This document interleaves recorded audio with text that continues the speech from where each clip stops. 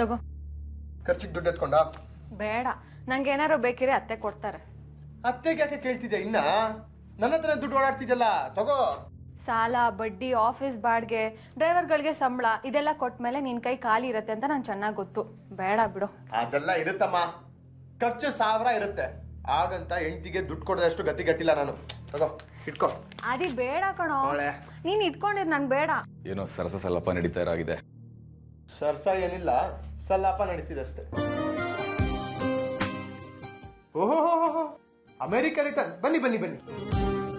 ಅದೇ America return ಅನ್ಬಾರ್ದು, ಹಾಗಂದ್ರೆ ಅಮೆರಿಕೆಯಿಂದ ವಾಪಸ್ ಬಂದಿರೋರು ಅಂತ. ನೀನ್ ಬೇಕಾದ್ರೆ ಇವಳನ್ನ NRI ಅನ್ಬೋದು. ನಾನ್ NRI ಅಲ್ಲ, ಅಮೆರಿಕ ರಿಟರ್ನು ಅಲ್ಲ, ಸ್ವಾತಿ ಅಷ್ಟೇ. ಏನೋ ಒಂದು. ಏನ್ ವಿಷಯ? ನಾನ್ ನಿಮ್ಗೇನೋ ಹೇಳೋಣ ಅಂತ ಬಂದೆ. ಹಾ, ಗೊತ್ತಾಯ್ತು ಬಿಡು. ಏರ್ಪೋರ್ಟಿಗೆ ಕಾರ್ ಕಳ್ಸ್ಬೇಕು ತಾನೆ? ಡೋಂಟ್ ವರಿ, ಒಳ್ಳೆ ಕಾರೇ ಕಳಿಸ್ತೀನಿ. ಆರ್ಯ ಕರ್ದ ಅಂತ ಹೋಗ್ಬಿಡ್ಬೇಡ ಅವನ ಜೊತೆ. ಪೊಲೀಸ್ ಜೀಪಲ್ಲಿ ಕರ್ಕೊಂಡು ಹೋಗ್ತಾನೆ, ನೋಡಕ್ಕೆ ಕೆಡದಾಗಿರುತ್ತೆ. ಎಲ್ಲಾರು ನಿನ್ನ ಅಪರಾಧಿ ಅನ್ಕೊಂಡ್ಬಿಡ್ತಾರೆ. ಆದಿ ಜೋಕು ಸಾಕು. ಅವಳೇನೋ ಹೇಳಕ್ ಬಂದಿದ್ದಾಳೆ, ಏನಂತ ಕೇಳು. ಹೇಳಮ್ಮ. ನಿರೋಷ, ನಾನ್ ನಿನ್ನ ಹತ್ರ ಒಂದ್ ಮುಖ್ಯವಾದ ವಿಚಾರ ಮಾತಾಡ್ಬೇಕು. ನನ್ನ ಹತ್ರನಾ? ಏನು? ಅದನ್ನ ನಾನ್ ಹೇಳೋದಕ್ಕಿಂತ ರಂಜಿತ್ ಅಣ್ಣ ಹೇಳ್ತಾರೆ, ಕೇಳಿ. ಹೇಳಿ ರಂಜಿತ್ ಅಣ್ಣ. ಸ್ವಾತಿ 6 ತಿಂಗಳು ಹೊರದೇಶಕ್ಕೆ ಹೋಗ್ತಾ ಇರೋದ್ರಿಂದ ಅವಳ ಒಂದು ಜವಾಬ್ದಾರಿನ ನಿರೋಷ ವಹಿಸ್ಕೋಬೇಕು ಅನ್ನೋದು ಅವಳ ಆಸೆ. ಅವಳ ಜವಾಬ್ದಾರಿ ಅಂದ್ರೆ ಮನೆ ಕೆಲ್ಸನಾ? ಅದನ್ನ ನೋಡ್ಕೋತೀನಿ ಬಿಡು. ಅದಲ್ಲ ನಿರೋಷ, ಅವಳ ಕಂಪನಿ ಇದೆಯಲ್ಲ, ಸಾಫ್ಟ್ವೇರ್ ಕಂಪನಿ, ಅದ್ರ ವಿಷಯ. ಅದಾ? ಶೀತಲ್ ಮೋನಲ್ಲಿ ನೋಡ್ಕೋತಾರಲ್ವಾ? ಅವರು ಕೆಲ್ಸಕ್ಕೆ ಅಂತ ಇರೋರು, ಅವ್ರು ಓನರ್ ಆಗಕ್ಕಾಗಲ್ಲ ಅಲ್ವಾ? ಇದನ್ನ ಅವ್ರಿಗೆ ಒಪ್ಸೋದು ಸರಿಯಲ್ಲ. ಅದಕ್ಕೆ ಓನರ್ಶಿಪ್ ನ ನಿರೋಷನೇ ನೋಡ್ಕೋಬೇಕು ಅನ್ನೋದು ಅವಳ ಆಸೆ. ಏ ಬೇಡ ಬೇಡ ಬೇಡ, ನನ್ ಟ್ರಾವೆಲ್ಸ್ ಅಕೌಂಟ್ಸ್ ಆಲ್ರೆಡಿ ನೋಡ್ಕೋತಾಳೆ ಇವಳು. ಅದ್ರ ಮೇಲೆ ಇದಾ? ಕಷ್ಟ ಆಗುತ್ತೆ, ಬೇಡ ಪಾಪ. ಇಲ್ಲ, ನಿರೋಷ ಎರಡೂ ನೋಡ್ಕೋಬಹುದು. ಇದನ್ನ ನೋಡ್ಕೊಂಡ್ರೆ ದುಡ್ಡು ಸಿಗುತ್ತೆ, ಜೊತೆಗೆ ಸ್ವಾತಿ ತರ ಸಾಫ್ಟ್ವೇರ್ ಬಗ್ಗೆ ತಿಳ್ಕೋಬಹುದು. ಅರೆ, ದುಡ್ಡು ಸಿಗುತ್ತೆ ಅಂತ ಗೊತ್ತಿಲ್ದಿರ ಕೆಲಸ ಮಾಡಕ್ಕಾಗತ್ತಾ? ಇಲ್ಲಿ ಕೆಲಸ ಕಲ್ತು ಸಾಫ್ಟ್ವೇರ್ ಕಂಪನಿಲಿ MD ಸೀಟ್ ಸಿಗುತ್ತೆ ಅಂತ ಆಸೆ ತೋರಿಸ್ತಾ ಇದ್ದೀರಾ? ಏನು ಬೇಡ, ಬೇರೆಯವ್ರಿಗೆ ವಹಿಸಿ. ಆದಿ, ಅವಸರ ಯಾಕೆ ಪಡ್ತೀಯಾ? ಇವ್ರು ಇಷ್ಟೆಲ್ಲ ಹೇಳ್ತಿದಾರ ಅಂದ್ಮೇಲೆ ಅದರ ಬಗ್ಗೆ ಯೋಚನೆ ಮಾಡೋದು ಒಳ್ಳೇದನ್ಸುತ್ತೆ. ನಾವು ನಾಟಕದವರು ಇಲ್ಲಿ ಎಷ್ಟು ದಿನ ಇರ್ತೀವಿ ಅಂತ ನಮಗೆ ಗೊತ್ತಿಲ್ಲ. ನಾಟಕ ಮುಗಿದ್ಮೇಲೆ 1 ನಿಮಿಷ ಇಲ್ಲಿ ಇಟ್ಕೊಡಲ್ಲ, ಓಡಿಸ್ಬಿಡ್ತಾರೆ. ಅಂಥದ್ರಲ್ಲಿ ಯೋಚನೆ ಮಾಡೋದ್ರಲ್ಲಿ ಏನಿದೆ? ಆದಿಭಾವ, ಪ್ಲೀಸ್ ಈ ರೀತಿ ಎಲ್ಲ ಮಾತಾಡ್ಬೇಡಿ. ನೀವ್ ಪರ್ಮನೆಂಟ್ ಆಗಿ ಇಲ್ಲಿ ಇರ್ಬೇಕು ಅನ್ನೋದೇ ನನ್ನ ಆಸೆ. ನೋಡು ಆದಿ, ಅವ್ರು ಇಷ್ಟೊಂದು ಹೋಪ್ಸ್ ಇಟ್ಕೊಂಡು ಮಾತಾಡ್ತಿದ್ದಾರೆ. ದುಡ್ಗೋಸ್ಕರ ಬೇಡ, ನನ್ ಮೇಲೆ ನಂಬಿಕೆ ಇಟ್ಕೊಂಡು ಒತ್ತಾಯ ಮಾಡ್ತಿದ್ದಾರೆ. ಅಣ್ಣ, ಸ್ವಾತಿಗೋಸ್ಕರ ನಾನು ಇದನ್ನ ಒಪ್ಕೋತೀನಿ. ನಿರೋಷ, ಆದಿ ಪ್ಲೀಸ್.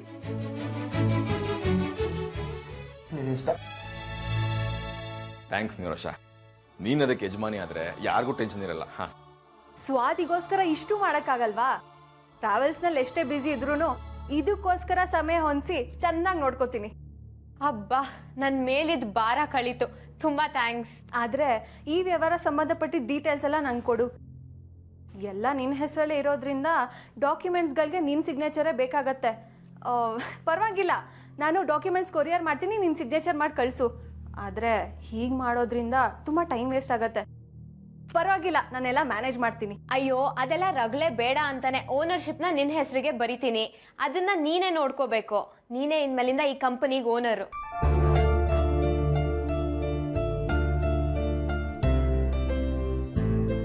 ನಾನ್ ಬರೋವರೆಗೂ ಈ ಕಂಪನಿ ಓನರ್ ನೀನೆ. ಹಾ ನಿರೋಷ, ಇವಳು ಬರೋವರೆಗೂ ಲೀಗಲಿ ನೀನೇ ಓನರ್ ಆಗಿರ್ತೀಯ ಕಂಪನಿಗೆ. ಅವಳು ಬಂದ್ಮೇಲೆ ಬಿಟ್ಕೊಟ್ರೆ ಆಯ್ತು. ಅಷ್ಟೇ ತಾನೆ? ಪರವಾಗಿಲ್ಲ, ನಿಮ್ಗೆ ಹೇಗೆ ಅನ್ಸುತ್ತೋ ಹಾಗೆ ಮಾಡಿ, ನನ್ಗೇನು ಅಭ್ಯಂತರ ಇಲ್ಲ. ಸರಿ, ಹಾಗಾದ್ರೆ ರಂಜಿತಣ್ಣ, ಆ ಡಾಕ್ಯುಮೆಂಟ್ಸ್ಗೆಲ್ಲ ಸೈನ್ ಮಾಡ್ಬೇಕು. ಬನ್ನಿ. ನಿರೋಷ, ಎಲ್ಲ ರೆಡಿ ಆದ್ಮೇಲೆ ತಿಳಿಸ್ತೀನಿ ನಿನ್ಗೆ. ನೀನ್ ಬಂದು ಸೈನ್ ಹಾಕ್ಬಿಡು. ಓಕೆ?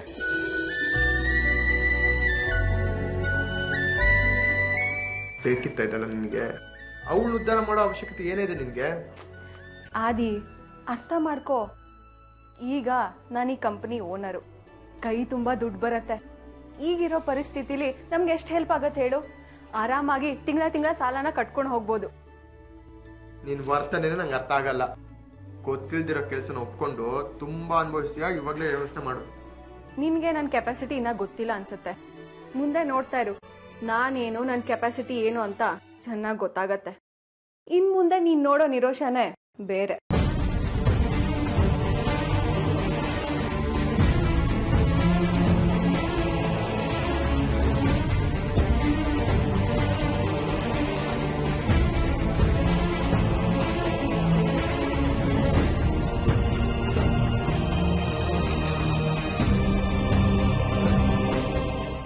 ಒಂದ್ ನಿಮಿಷ ಸಹಿ ಹಾಕಕ್ ಮುಂಚೆ ಎಲ್ಲ ಕರೆಕ್ಟ್ ಆಗಿದೆ ಒಂದ್ಸಲ ನೋಡು. ರಂಜಿತ್ ಅಣ್ಣ, ಹೀಗ್ ಮಾತಾಡಿ ನನ್ನ ವಿಶ್ವಾಸಕ್ಕೆ ಅವಮಾನ ಮಾಡಬೇಡಿ. ನೀವ್ ರೆಡಿ ಮಾಡಿರೋದ್ ಲೆಟರು ಅಂದಮೇಲೆ ಸರಿಯಾಗೇ ಇರುತ್ತೆ. ನೀವ್ ಎಲ್ಲಿ ಸೈನ್ ಹಾಕು ಅಂತಿರೋ ಅಲ್ಲಿಗೆ ನಾನು ಸೈನ್ ಮಾಡ್ತೀನಿ.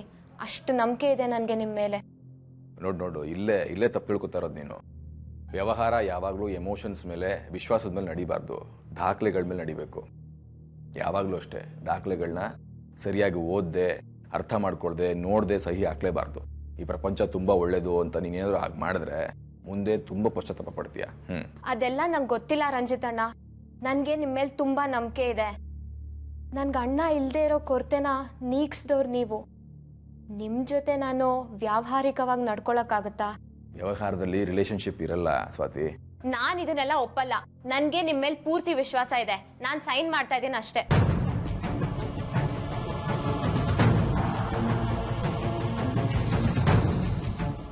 ಯಾಕೆ ನಿಲ್ಸ್ಬಿಟ್ಟೆ? ಓದ್ತೀಯಾ? ಇಷ್ಟು ದಿನ ಈ ಬಿಸ್ನೆಸ್ ನಂದು ಅಂತ ಹೆಮ್ಮೆ ಆಗಿತ್ತು. ಸೈನ್ ಹಾಕಿದ ತಕ್ಷಣ ಇದು ನಂದಾಗಿರಲ್ಲ ಅಲ್ವಾ ರಂಜಿತ್ ಅಣ್ಣ? ಅದಕ್ಕೋಸ್ಕರ ಯಾಕೋ ತುಂಬಾ ಬೇಜಾರಾಗ್ತಿದೆ. ಏನೋ ಕಳ್ಕೋತೀನಿ ಅನ್ನೋ ಫೀಲಿಂಗ್ ಬರ್ತಿದೆ. ಸ್ವಾತಿ, ಈ ಕಂಪ್ನಿ ಯಾವತ್ತಿದ್ರೂ ನಿಂದೇನೆ. ನೀನ್ ಬರೋವರೆಗೂ ಮಾತ್ರ ಅವಳ ಹೆಸರಲ್ಲಿ ಇರುತ್ತೆ. ಬಂದ್ ಕೂಡ್ಲೆ ಎಲ್ಲ ನಿಂದೇನೆ. ಏನೇನ್ ಕಳ್ಕೊಂಡಿದ್ಯೋ ಎಲ್ಲ ವಾಪಸ್ ಸಿಗುತ್ತೆ. ಯೋಚನೆ ಮಾಡಬೇಡ, ಆಯ್ತಾ?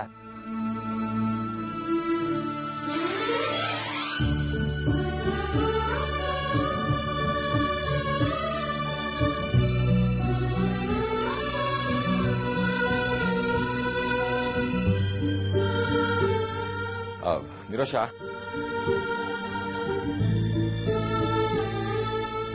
ಸ್ವಾತಿ ಹೇಳ್ದಾಗೆ ತನ್ನ ಸಾಫ್ಟ್ವೇರ್ ಬಿಸ್ನೆಸ್ ನ ನಿನ್ನ ಹೆಸರಿಗೆ ಬರ್ಕೊಟ್ಟಿದ್ದಾಳೆ. ಆ ಪೇಪರ್ಸ್ ನ ಭದ್ರವಾಗಿ ಇಟ್ಕೋ, ಓಕೆ? ಒಂದ್ ನಿಮಿಷ, ನಾನು ಇನ್ನೂ ಓದಿಲ್ಲ. ಓದ್ಬಿಟ್ಟು ನಾನೇ ಕವರ್ ಒಳಗೆ ಹಾಕ್ತೀನಿ, ಕೊಡು. ಲೆಟರ್ನ ರಂಜಿತ್ ಅಣ್ಣ ಮಾಡ್ಸಿರೋದು ಕರೆಕ್ಟ್ ಆಗೇ ಇರುತ್ತೆ. ಓದೋ ಅವಶ್ಯಕತೆ ಏನೂ ಇಲ್ಲ. ಅಲ್ಲ, ಓನರ್ ಆಗ್ತಿರೋಳು ನಾನು. ಒಂದ್ಸತಿ ಓದ್ಬೇಕಲ್ವಾ? ಅದ್ ನನ್ ಕರ್ತವ್ಯ. ಅಣ್ಣ ಬರ್ದಿರೋದು, ತಂಗಿ ಸೈನ್ ಹಾಕಿದಾಳಂತ ಓದ್ದೆ ಒಳಗಡೆ ಇಟ್ಕೊಳಕ್ಕಾಗತ್ತಾ? ಒಂದ್ ನಿಮಿಷ ಓದ್ಬಿಡ್ತೀನಿ.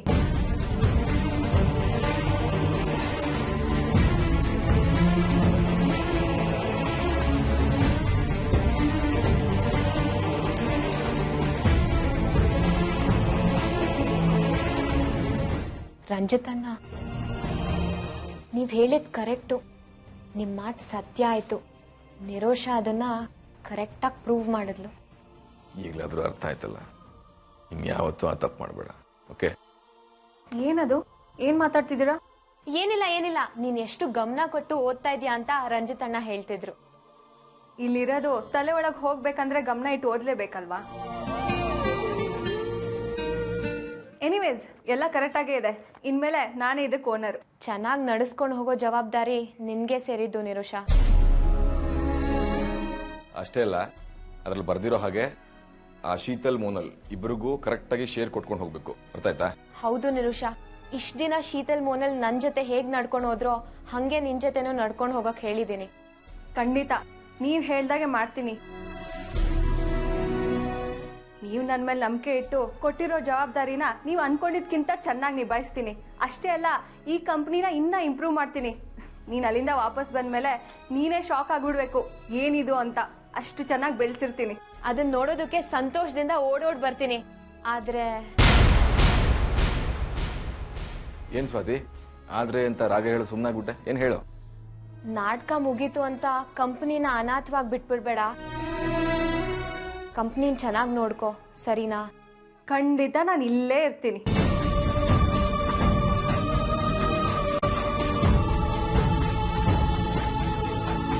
ಸ್ವಾತಿ, ಸ್ವಾತಿ, ಸ್ವಾತಿ,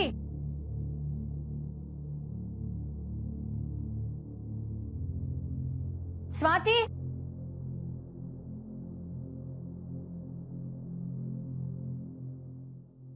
ಸ್ವಾತಿ, ಅದು ನಿನ್ ಬಿಸ್ನೆಸ್ನೆಲ್ಲ ನೀನ್ ನಿರೋಷ ಹೆಸರಿಗೆ ಬರ್ತಿದ್ಯಾ? ಹೌದು ಆಂಟಿ.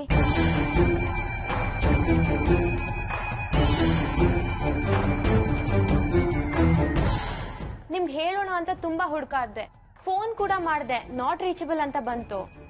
ಇಂಥ ಕೆಲಸ ಯಾಕೆ ಮಾಡಕ್ ಹೋದೆ ಸ್ವಾತಿ? ಆಕ್ಚುಲಿ ಈ ಕಂಪ್ನಿನ ರಂಜಿತ್ ಅಣ್ಣನ ಹೆಸರಲ್ಲಿ ಬರೆಯೋಣ ಅಂತಿದ್ದೆ, ಆದ್ರೆ ರಂಜಿತ್ ಅಣ್ಣ ನಂಗೆ ಕೆಲಸ ಇದೆ, ನೋಡ್ಕೊಳಕ್ ಆಗಲ್ಲ ಅಂತ ಹೇಳಿದ್ರು. ನಿರೋಷನ್ ಹೆಸರಿಗೆ ಬರಿ ಅಂತ ಐಡಿಯಾ ಕೂಡ ಕೊಟ್ರು. ಹೇಗಿದ್ರು ನಾನ್ ನಾಳೆನೆ ಹೊರಡೋದಿತ್ತಲ್ಲ, ಅದಕ್ಕೆ ಸೈನ್ ಮಾಡ್ಬಿಟ್ಟೆ. ಯಾಕಂಟಿ, ನಾನೇನಾದ್ರು ತಪ್ಪು ಮಾಡಿದ್ನಾ? ಇಲ್ಲಮ್ಮ, ತಪ್ಪೇ ಅಲ್ಲ. ತುಂಬಾ ಒಳ್ಳೆ ಕೆಲಸ ಮಾಡಿದ್ಯಾ. ಎಲ್ಲರಿಗೂ ಸಿಹಿ ಹಂಚಿ ಸಂಭ್ರಮ ಪಡ್ಬೇಕು ಅಲ್ವಾ? ಮತ್ತೆ ನೀವ್ ಹೀಗೆ ಹೇಳ್ತೀರಾ ಅಂತ ನನಗ್ ಗೊತ್ತಿತ್ತು. ಅಯ್ಯೋ ಪೆದ್ದಿ, ಅಲ್ವೇ ನೀನ್ ಈ ಬಿಸ್ನೆಸ್ ಶುರು ಮಾಡ್ಬೇಕಾದ್ರೆ ನಿರೋಷ ನಿನ್ಗೆ ಎಷ್ಟೆಲ್ಲ ಪ್ರಾಬ್ಲಮ್ ಕ್ರಿಯೇಟ್ ಮಾಡಿದ್ಲು, ಅದನ್ನೆಲ್ಲ ಮರ್ತ್ಬಿಟ್ಯಾ ನೀನು? ಇಲ್ಲ ಅರ್ಪಿತಾ ಆಂಟಿ, ನನ್ಗೆಲ್ಲಾ ಜ್ಞಾಪಕ ಇದೆ. ಆದ್ರೆ ನಾನು ನಿರುಷ ಇಬ್ರು ಒಂದೇ ಕುಟುಂಬದವ್ರಲ್ವಾ, ಅದನ್ನೆಲ್ಲ ಜ್ಞಾಪಕ ಇಟ್ಕೊಂಡು ಕುತ್ಕೊಂಡಿರಕ್ಕಾಗತ್ತಾ ಈಗ? ಬ್ರಿಟಿಷ್ ಅವರು 100 ವರ್ಷ ಲೂಟಿ ಮಾಡಿದ್ರು ನಮ್ ದೇಶನ, ಹಾಗಂತ ಇಂಗ್ಲೆಂಡ್ಗೆ ಹೋಗೋದನ್ನ ನಾವು ಬಿಟ್ಬಿಟ್ಟಿದೀವ? ಅವ್ರ ಮೇಲಿನ ಕೋಪನೇ ಬಿಟ್ಟಿದೀವಿ, ಇನ್ ಮನೆಯವ್ರ ಮೇಲೆ ಕೋಪ ಸಾಧಿಸೋಕಾಗತ್ತಾ? ನಿರುಷ ತುಂಬಾ ಬದಲಾಗಿದ್ದಾಳ ಆಂಟಿ. ಹಿಂದಿನ ವಿಚಾರಗಳನ್ನೆಲ್ಲ ಯಾಕೆ ಜ್ಞಾಪಕ ಇಟ್ಕೊಳ್ಳೋದು ಅಂತ ನಾನ್ ಮರ್ತ್ ಬಿಟ್ಟಿದೀನಿ. ಅವಳು ಬದಲಾಗೋದ? ನಿನಗೆ ಹಾಗನ್ಸುತ್ತಾ? ಲೇ, ಅನುಷ್ಕಂಗೋಸ್ಕರ ಈ ಮನೇಲಿರೋ ಪ್ರತಿಯೊಬ್ರು ನಾಟಕ ಆಡ್ತಿದ್ದಾರೆ, ಅದನ್ನ ಮರಿಬೇಡ. ಅವಳು ಬದಲಾಗಿದ್ದಾಳಂತೆ, ಇವಳು ನಂಬಿಟ್ಲಂತೆ. ನಾಟಕ ಸತ್ಯ ಆಗ್ತಿದೆ ಆಂಟಿ. ಸ್ಟಾರ್ಟಿಂಗ್ ನಲ್ಲಿ ಎಲ್ಲರೂ ನಾಟಕ ಅಂತಾನೆ ಶುರು ಮಾಡಿದ್ರು, ಆದ್ರೆ ಈಗ ಅವರೆಲ್ಲ ನಾಟಕ ಮಾಡ್ತಿದ್ದಾರೆ ಅಂತಾನೆ ಅನಿಸ್ತಿಲ್ಲ. ಅವ್ರೆಲ್ರೂ ನಿಜವಾಗ್ಲೂ ಬದಲಾಗ್ತಿದಾರ ಆಂಟಿ. ಸ್ವಾತಿ, ಬದಲಾಗಿರೋದು ಅವರಲ್ಲ, ನೀನು. ನೀನ್ ಎಷ್ಟು ಒಳ್ಳೆ ಹುಡುಗಿ, ನಿನ್ ಒಳ್ಳೆತನ ಅವ್ರೆಲ್ಲ ಮಿಸ್ಯೂಸ್ ಮಾಡ್ಕೊತಿದಾರ ಅಷ್ಟೇನೆ. ಅಲ್ಲ ಕಣೆ, ನೀನು ನಿನ್ ಕಾಲ ಮೇಲೆ ನಿಂತ್ಕೊಳ್ಳಿ ಅಂತ ನಿನಗೆ ಬಿಸ್ನೆಸ್ ಹಾಕೊಡೋದಕ್ಕೆ ನಾನು ಎಷ್ಟೆಲ್ಲ ಓಡಾಡ್ದೆ. ಅದ್ಯಾರೋ ಶೀತಲ್ಲು ಮೋನೆಲ್ಲ ಹಿಡಿದು ನಿನಗೆ ಪರಿಚಯ ಮಾಡಿಸ್ಕೊಟ್ಟೆ, ಮನೆಯಲ್ಲೇ ಆಫೀಸ್ ಶುರು ಮಾಡೋದಕ್ಕೆ ಹೆಲ್ಪ್ ಮಾಡಿದೆ. ನೀನ್ ಮುಂದುವರಿಲಿ ಅಂತ ನಿನಗೆ ಇಷ್ಟೆಲ್ಲ ಹೆಲ್ಪ್ ಮಾಡ್ರು ನನ್ನನ್ನ ನೀನು ಇವತ್ತು ಇಷ್ಟು ದೊಡ್ಡ ಡಿಸಿಷನ್ ತಗೊಳ್ಳೋದ್ರಲ್ಲಿ ಮರ್ತೇ ಬಿಟ್ಟೆ ಅಲ್ವಾ? ಚೆನ್ನಾಗಿದೆಯಮ್ಮ. ಅಯ್ಯೋ ಆಂಟಿ, ನೀವ್ ಬೇಜಾರ್ ಮಾಡ್ಕೊಳಕ್ ಹೋಗ್ಬೇಡಿ. ಅದು ಅರ್ಜೆಂಟಲ್ಲಿ ಸೈನ್ ಮಾಡ್ಬೇಕಾಗಿರೋದ್ ಬಂತು, ಅದಕ್ಕೆ ನಿರುಷಾಗ್ ಒಪ್ಪಿಸ್ಬಿಟ್ಟೆ. ನಿರುಷಾ ಈ ಕಂಪನಿನ ಚೆನ್ನಾಗಿ ನೋಡ್ಕೋತಾಳೆ ಬಿಡಿ. ನಡೆಸ್ಕೊಂಡು ಹೋಗ್ತಾಳೆ, ಚೆನ್ನಾಗೇ ನಡೆಸ್ಕೊಂಡು ಹೋಗ್ತಾಳೆ. ಹೇಗೋ ಅವಳ ಹೆಸರಿಗೆ ಬರ್ದಿದ್ಯಾ, ಇನ್ನು ಆ ಕಂಪ್ನಿ ಗತಿ ಅಷ್ಟೇನೆ. ತಪ್ಪು ಮಾಡಿದೆ ಸ್ವಾತಿ, ಅವಳ ಹೆಸರಿಗೆ ಬರೆಯೋದಕ್ಕೆ ಮುಂಚೆ ನೀನು ಒಂದ್ಸತಿ ನಾನು ನನ್ನ ಕೇಳಬೇಕಾಗಿತ್ತು. ಇನ್ನೆಲ್ಲ ಅವಳು ಅನ್ಕೊಂಡಂಗೆ ನಡೆಯುತ್ತೆ. ಆಂಟಿ, ನಿಮ್ಗೆ ಇಷ್ಟು ಬೇಜಾರಾಗ್ತಿದೆ ಅಂದ್ರೆ ನಿರುಷಾ ಹತ್ರ ಮಾತಾಡಿ ವಾಪಸ್ ತಗೋತೀನಿ. ಬನ್ನಿ ಅವಳ ಹತ್ರ ಹೋಗೋಣ. ನೀನು ಕೊಟ್ಟಿರೋದು ನಿರೋಷನ್ ಕೈಗೆ, ಅವಳು ನಿನ್ ಥರ ಅಲ್ಲಮ್ಮ. ಕೈಗೇನಾದ್ರು ಸಿಕ್ಕಿದ್ರೆ ಮುಗೀತು, ಅದನ್ನ ವಾಪಸ್ ಕೊಡೋ ಬುದ್ಧಿ ಅವಳಿಗಿಲ್ಲ. ನಿನ್ನಷ್ಟು ಒಳ್ಳೆ ಗುಣ ಅವಳಿಗಿಲ್ಲ ಕಣೆ, ಅರ್ಥ ಮಾಡ್ಕೋ. ನೀನ್ ಇವಾಗ ಹೋಗಿ ಕೇಳಿದ ತಕ್ಷಣ ಅವಳನ್ನ ಕೊಟ್ಬಿಡ್ತಾಳ? ಏನಾದ್ರೂ ಒಂದು ನೆಪ ಹೇಳಿ ತಪ್ಪಿಸ್ಕೋತಾಳೆ. ಒಟ್ಟಲ್ಲ ಕಂಪ್ನಿ ಆಸೆ ಕೈ ಬಿಡ್ಬೇಕಷ್ಟೆ. ಇಷ್ಟ್ರ ಮೇಲೂ ಏನಾದ್ರೂ ಹೋಗಿ ಅವಳ ಹತ್ರ ಕಂಪ್ನಿನ ವಾಪಸ್ ಕೇಳಿದ್ರೆ ನೀನ್ ಮಾಡಿರೋ ಒಳ್ಳೆ ಕೆಲಸಕ್ಕೆ ನಾನು ಅಡ್ಗಾಳು ಹಾಕ್ತಿದ್ದೀನಿ ಅಂತ ನನಗೆ ಕೆಟ್ಟ ಹೆಸರು ಬರುತ್ತಷ್ಟೆ. ಬೇಡಮ್ಮ, ಈಗಿರೋ ಕೆಟ್ಟ ಹೆಸರು ಸಾಕು. ನೀನುಂಟು, ನಿನ್ ಕಂಪ್ನಿ ಉಂಟು. ಇನ್ನು ಆ ಕಂಪ್ನಿ ವಿಷಯ ಮರ್ತು ಬಿಡು. ಅರ್ಪಿತಾ ಆಂಟಿಗೆ ಹೇಳ್ಬಿಟ್ಟು ನಾನು ಸೈನ್ ಮಾಡ್ಬೇಕಿತ್ತು. ಅವ್ರಿಗೆ ಈ ವಿಚಾರ ಇಷ್ಟು ಬೇಜಾರು ಮಾಡಿದೆ ಅಂದ್ರೆ. ಥ್ಯಾಂಕ್ ಗಾಡ್ ನೀವೇ ಕಾಲ್ ಮಾಡಿದ್ದು ಒಳ್ಳೇದಾಯ್ತು. ನಾನು ನಿಮಗೆ ಫೋನ್ ಮಾಡೋಣ ಅನ್ಕೊಂಡಿದ್ದೆ. ಏನ್ ವಿಷಯ ಅಂದ್ರೆ ಮನೆಯಲ್ಲಿ ಏನೇನೋ ಆಗ್ತದೆ. ಆ ಸ್ವಾತಿ ಎಷ್ಟು ಪೆದ್ದು, ಅವಳ ಪೆದ್ದಿತನನ್ನ ಉಪಯೋಗಿಸ್ಕೊಂಡು ನಾನ್ ಲಾಭ ಮಾಡೋಣ ಅನ್ಕೊಂಡಿದ್ದೆ. ಆದ್ರೆ ಎಲ್ಲ ಹಾಳಾಗೋಯ್ತು. ಅಷ್ಟರಲ್ಲಿ ಈ ನಿರೋಷ ಅಡ್ಗಾಲ್ ಹಾಕಿದಾಳೆ. ಸ್ವಾತಿದು ಬಿಸ್ನೆಸ್ ಇತ್ತಲ್ವಾ, ಅದನ್ನ ಕಂಪ್ಲೀಟ್ ಆಗಿ ಅವಳು ನಿರೋಷನ್ ಹೆಸರಿಗೆ ಮಾಡಿದ್ದಾಳೆ. ಇದೇನಾದ್ರೂ ನನ್ನ ಗಮನಕ್ಕೆ ಬಂದಿದ್ರೆ ಹಾಗಾಗೋದಕ್ಕೆ ನಾನು ಯಾವುದೇ ಕಾರಣಕ್ಕೂ ಅವಕಾಶ ಮಾಡ್ಕೊಡ್ತಿರ್ಲಿಲ್ಲ. ಅಷ್ಟರಲ್ಲಿ ನಿರೋಷ ಎಲ್ಲ ಪ್ಲಾನ್ ಹಾಳು ಮಾಡಿ ಹಾಕಿದ್ಲು. ಈಗ ಇಡೀ ಬಿಸ್ನೆಸ್ ನಿರೋಷನ್ ಹೆಸರಲ್ಲಿದೆ. ಇವತ್ತೆಲ್ಲ ನಾಳೆ ಇವರು ಮನೆ ಬಿಟ್ಟು ಆಚೆ ಹೋಗ್ತಾರೆ, ಮತ್ತೆ ಈ ಮನೆಗೂ ನಿರೋಷನ್ಗೂ ಯಾವುದೇ ರೀತಿ ಸಂಬಂಧ ಇರಲ್ಲ ಅಂತ ಅನ್ಕೊಂಡಿದ್ದೆ. ಆದ್ರೆ ಈಗ ಆ ಬಿಸ್ನೆಸ್ ನೆಪದಲ್ಲಿ ದಿನ ಬೆಳಗಾದ್ರೆ ಇವಳು ಮನೆಗೆ ಬಂದು ಕೂತ್ಕೋತಾಳೆ. ಏನ್ ಮಾಡ್ಬೇಕು ಅನ್ನೋದೇ ಅರ್ಥ ಆಗ್ತಿಲ್ಲ.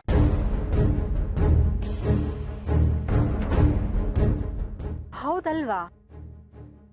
ಬಿಸ್ನೆಸ್ ಇದ್ರೆ ತಾನೇ ನಿರೋಷ ಈ ಮನೆಗೆ ಬರೋದು. ಆ ಬಿಸ್ನೆಸ್ನ ಈ ಮನೆಯಿಂದ ಎತ್ತಂಗಡಿ ಮಾಡಿಸ್ಬಿಟ್ರೆ ಗುಡ್ ಐಡಿಯಾ. ಯಾವುದೇ ಕಾರಣಕ್ಕೂ ಇವ್ರುಗಳು ಒಂದ್ಸತಿ ಮನೆ ಬಿಟ್ಟು ಆಚೆ ಹೋದ್ರೆ ಮುಗೀತು, ಮತ್ತೆ ಈ ಮನೆ ಕಾಲು ಇಡಬಾರ್ದು. ಹಾಗೇನಾದ್ರೂ ಇನ್ನೊಂದ್ಸತಿ ಒಕ್ಕರ್ಸ್ಕೊಂಡ್ರೆ ನನಗೆ ಈ ಮನೇಲಿ ಯಾವುದೇ ರೀತಿ ಬೆಲೆ ಇರಲ್ಲ. ನಾನು ಅನ್ಕೊಂಡಿದ್ದು ಈ ಮನೇಲಿ ಸಾಧಿಸಕ್ ಆಗೋದು ಇಲ್ಲ. ಮಾಡ್ತೀನಿ, ಸದ್ಯದಲ್ಲೇ ಈ ಕೆಲಸ ಮಾಡ್ತೀನಿ.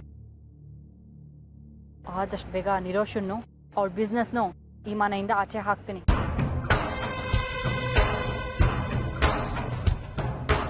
ಓಕೆ.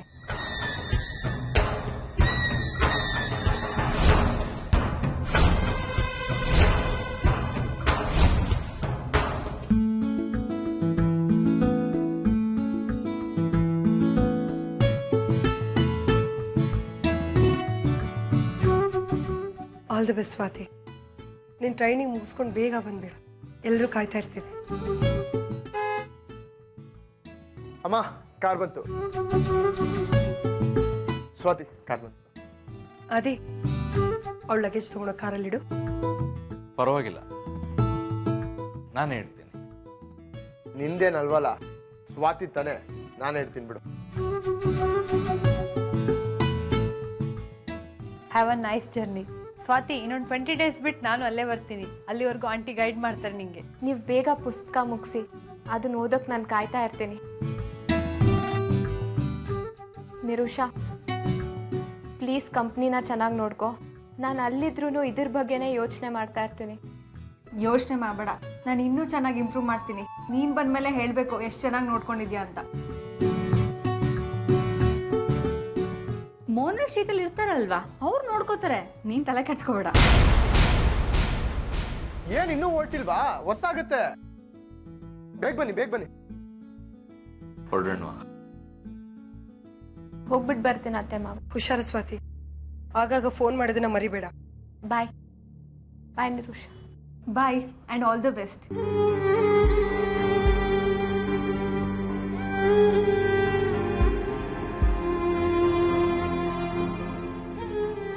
ನಿಮ್ ಕೊನೆ ಮಾತು ಅವಶ್ಯಕತೆ ಇರಲಿಲ್ಲ.